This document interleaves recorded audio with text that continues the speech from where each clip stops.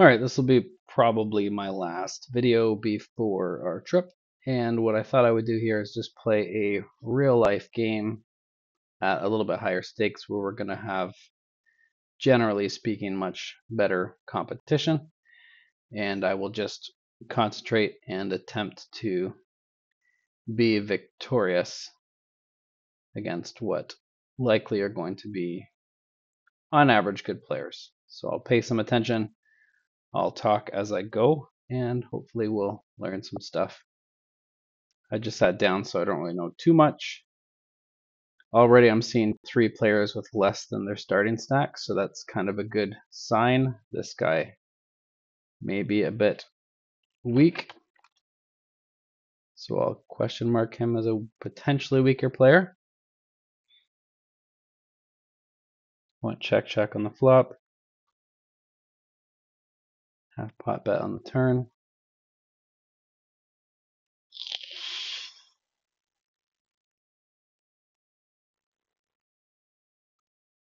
That's it. I mean, people choose to show this. I've played a 250,000 hands on the table, which is usually a sign they're not terrible. So, but he also has only $16 in chips in front of him, which is a little bit unusual. So we got a 3 times raise. Okay, this guy called a raise again, so he is proving that he's likely going to be one of our targets, this Eric Ski guy, which is a good sign, having a weaker player.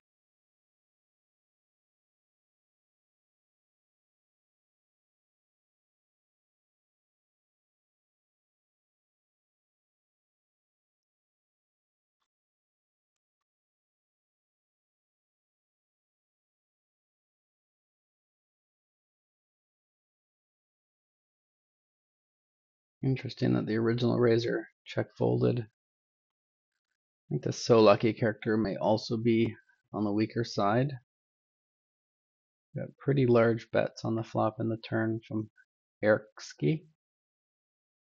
So until we have any other proof, we'll just potentially mark him as a weaker player. Okay, he raised. This is 3rd pot in a row. 3rd hand being in a pot. King Queen is kind of borderline, but we're going to 3-bet here. Let's try and get one-on-one against what we think is probably a weaker player.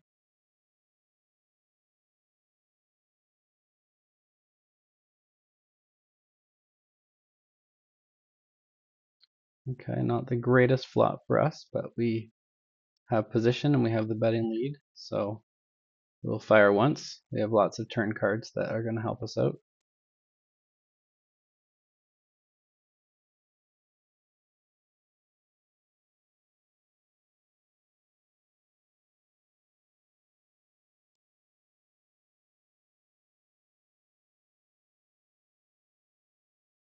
If he raises, we're just basically snap folding with king high.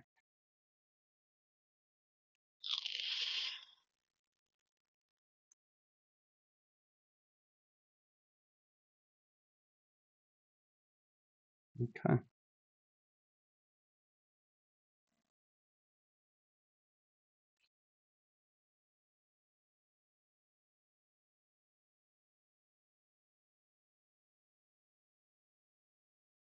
Okay, so it's now 4 hands in a row that this player has played.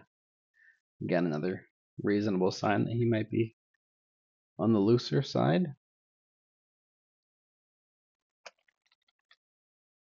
Just add loose to his notes.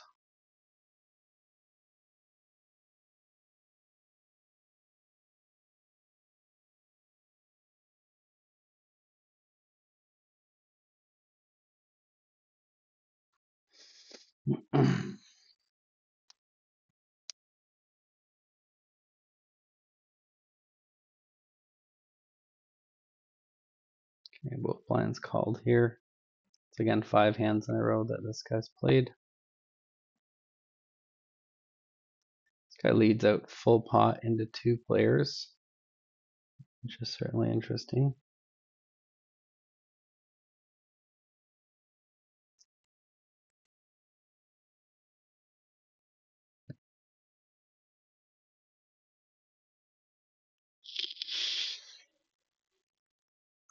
So obviously we have a strong starting hand. I'm gonna 3-bet this guy again. Might be a bit large there. Still getting used to the new sizing.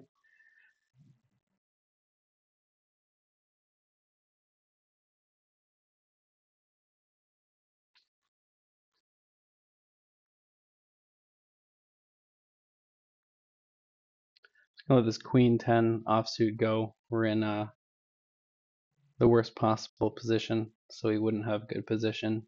It's not strong enough hand to 3-bet.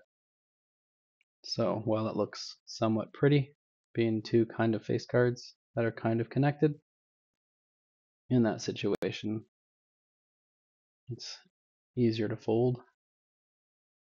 Get yourself in less trouble.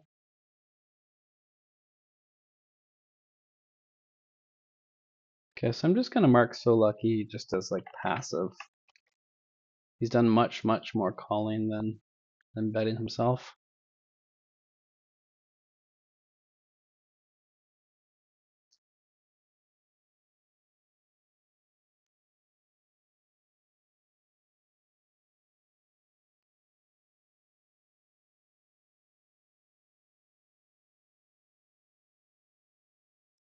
So you can see because higher stakes tend to be a bit more aggressive and a bit tighter, you're going to get less showdowns overall. So you can see that, the last 1, 2, 3, 4, 5, 6, basically every hand that I've seen at this table has not got to the river because players are a bit more aggressive. So people tend to fold. This was raised and 3-bet pretty aggressively by this Brundi guy, called by one player, and then full potted the flop.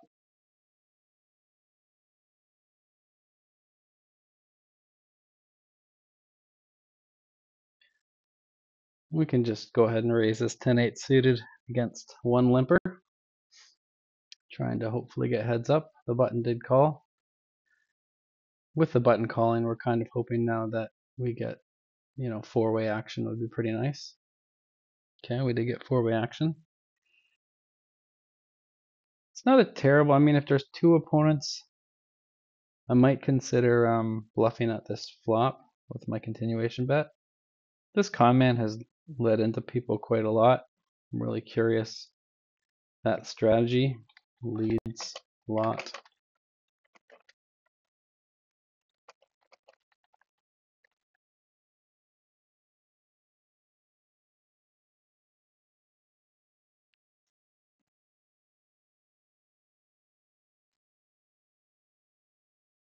A hand like 10-8 suited is a great hand multi-way. It has more value with straights and flushes than with one pairs and two pairs.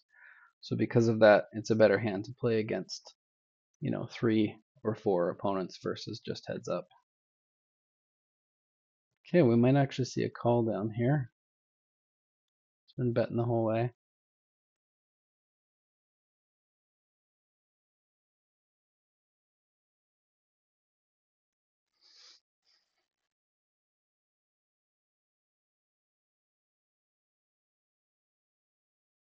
Okay, so I guess betting leading isn't necessarily a sign of strength. Just want to make sure there that so he just called on the flop, called a bet on the flop, but then he led on the turn and led on the river. Interesting. Okay, we're gonna see a free flop here. So that gives us quite a bit of information there on this player. We can definitely mark him as a fish by calling a flop bet with ace high and then donking on the turn. So I'll put check call, a high, out of position, then donks, brick, turn.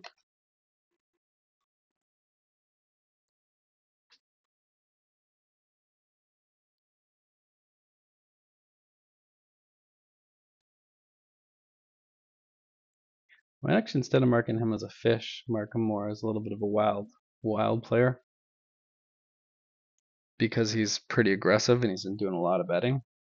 So normally I save like the green marks for the more passive players versus the more aggressive players, I guess.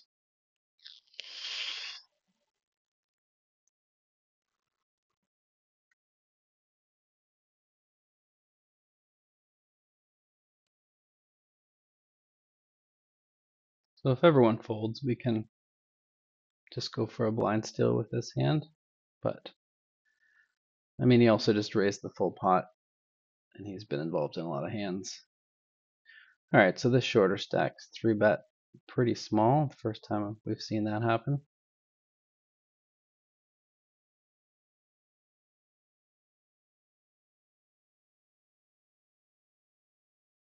Bets half pot on the flop and takes it down.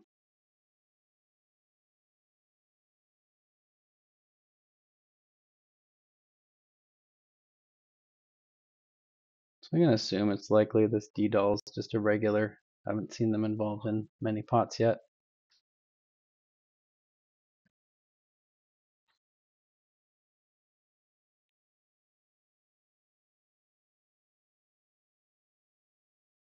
Okay, 3-way to the flop.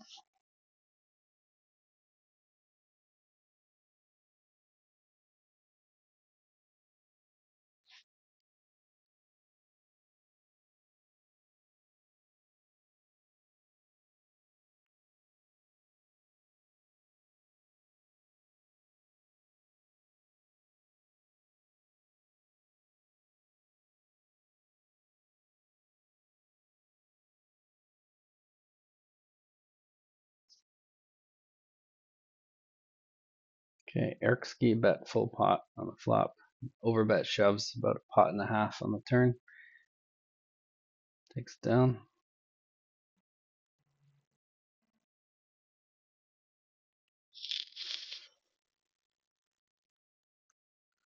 Another sign of a weaker player is limping as the first person in the pot. So I think our read is pretty good. It's going to mark this guy rag until I can prove differently.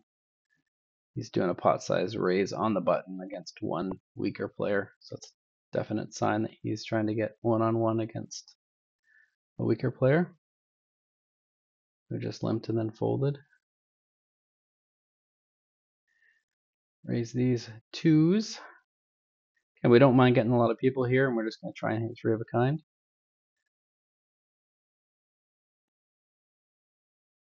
If we get both of the blinds to call, that would be nice. Okay, a pretty large raise by this guy that we know is quite aggressive. The short stack behind us is actually kind of tricky because if we call, he might just end up saying fuck it and shove it all in, and then we're kind of stuck pretty badly with a terrible pair.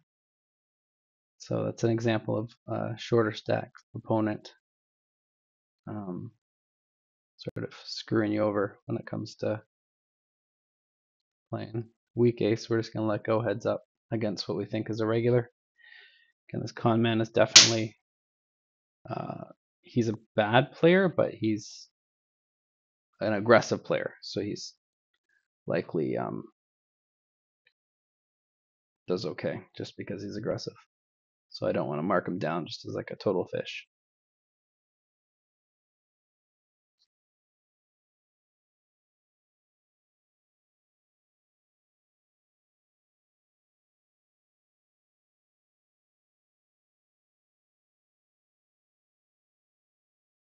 So it seems to be a decent table. We definitely have 2 or 3 weaker players out of the 5 opponents. So that's good news.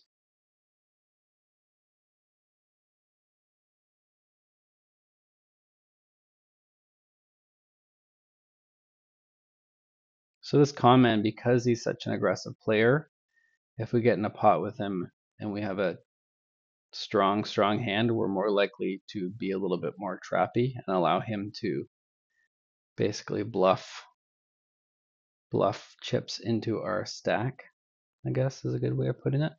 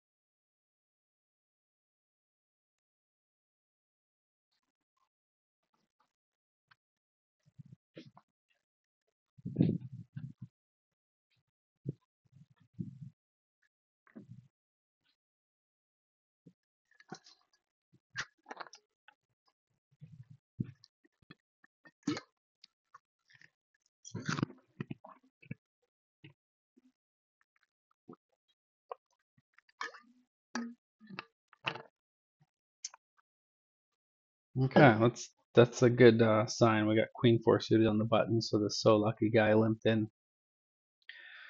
We're pretty confident in his looseness, his passivity. We're gonna raise 2 4s. Okay, nothing wrong with winning blinds sometimes. 2 7s is kind of a middle hand in the sense of if you're just against one opponent, um, you can certainly have the best hand. I think against in this situation, I'm going to set mine, so I'm going to try and hit 3 7s because we feel it. I'm pretty confident we'd be able to get someone's stack, like all their chips, if we hit 3 of a kind. As it is, being out of position, we're just going to let it go. But it was a pretty good opportunity there with 2 of the weaker players in the pot.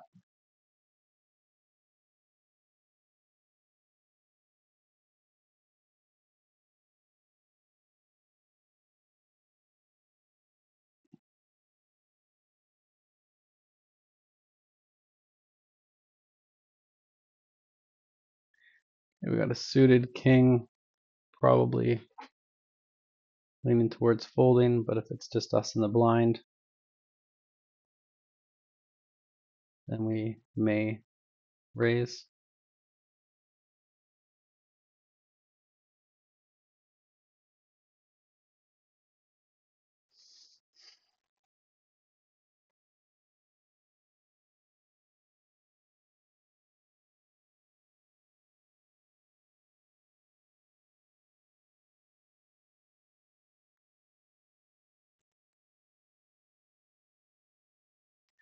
Okay, this is an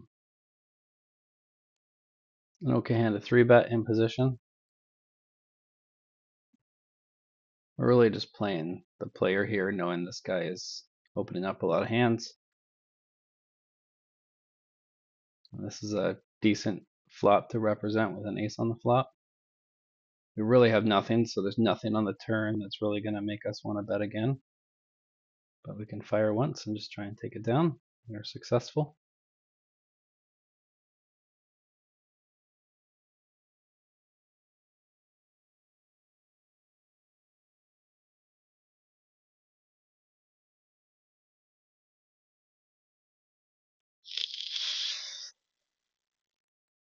So maybe I slightly overestimated the skill level of higher stakes because, I'm already seeing a good number of weak play, I guess, at these slightly higher stakes than like the 5 cent, 10 cent, for example. But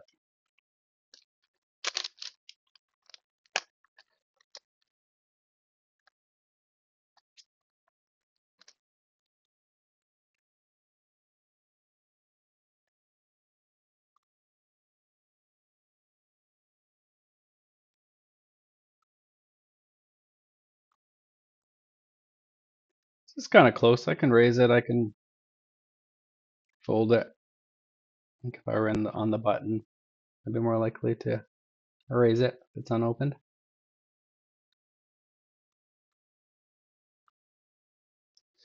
Okay, pretty much as good as a flop as we can expect. We got the nut flush draw, which is nice. And we also have a backdoor straight draw and an overcard. I think betting fairly big in this situation is good. Okay. So we got 2 callers. There's a lot of draws on this board. Obviously, queen 10 is the nut straight, but anyone with a queen or a 10 would have a straight draw. I think if only one of them called, I'd probably bet again. I was trying to think. They both called the flop. I mean, one of them could have a flush draw. I guess reasonable to bet again here. I'm just going to bet a little bit smaller. So it'll give me the opportunity to bluff in the event that they miss their straight draws. The worry here is if someone were to check raise on the turn, then it might not be It would make us very sad. Okay, he just called, so I think we're going to bet again here on the river. We don't really need to bet too much, simply because if he's got a straight draw or a flush draw, um, then he'll just fold instantly. And we're basically representing ace, king, king, queen, something like that.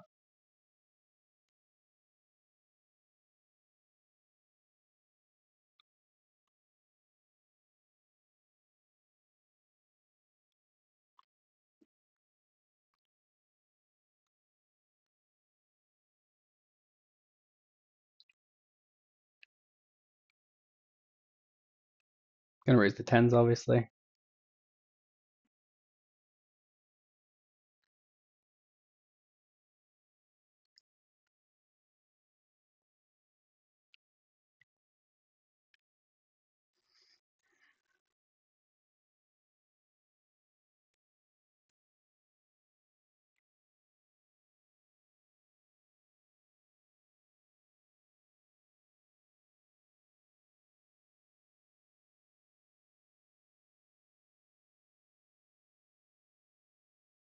Nothing much happening there. All right, I'll make this a bit of a shorter video just because I got some shit to do. So it's been 23 minutes. I'll play just a couple more orbits. But I think the premise of sort of adapting to your opponents, the premise of looking to figure out where the weak spots are in a game. You can see I've already got two passive players here and one sort of overly wild player to sort of focus on, to pick on, to play our best against them. And that's sort of the hope or goal. I think it's a rounder's quote. Or if you can't spot the sucker in your first half hour at the table, then you are the sucker.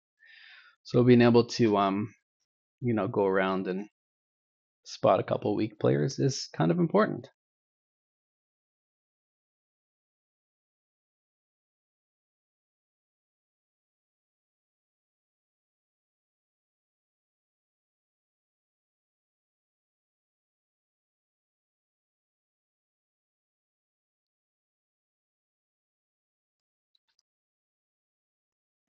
Okay, Grundy is back in the game. He hasn't played that many hands.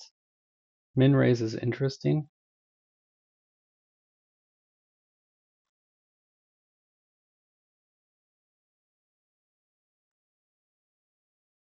Okay, tiny 3-bet.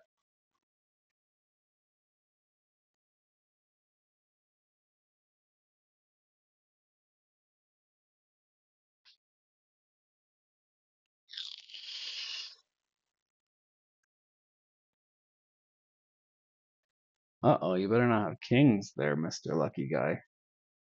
That'd be a sad turn card. Oh, we'll never know. Okay, this is an okay spot to open. It's a suited 3-gapper. It's on the loose side for sure, but it's not bad to mix it up sometimes. Just gonna fold to the big 3-bet by the probably regular. I mean, just for shits and giggles, we'll mark him a regular. Fold the suited 1-gapper against an under the gun open. Not that I respect this con man very well. I mean, I guess if you have con in your name, it's unlikely that you're gonna play super tight or be trustworthy. One of our fishy players left, so maybe we'll just play one more free hand. All right, and be out of here.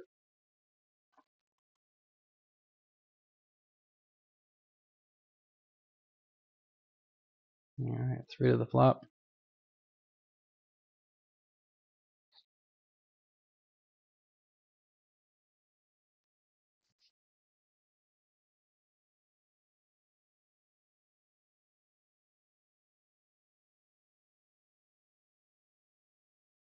My guess is like con man might have a pair like tens or jacks. Just hated the flop. All right, boring card. We'll call it there. Again, I didn't get too many hands in, but I feel like there was enough value, and I'm fairly sure that I never went to showdown, that no one at this table has seen a single card of mine, which is interesting.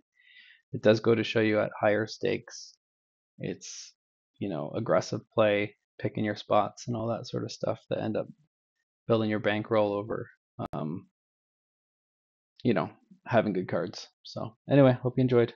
Peace.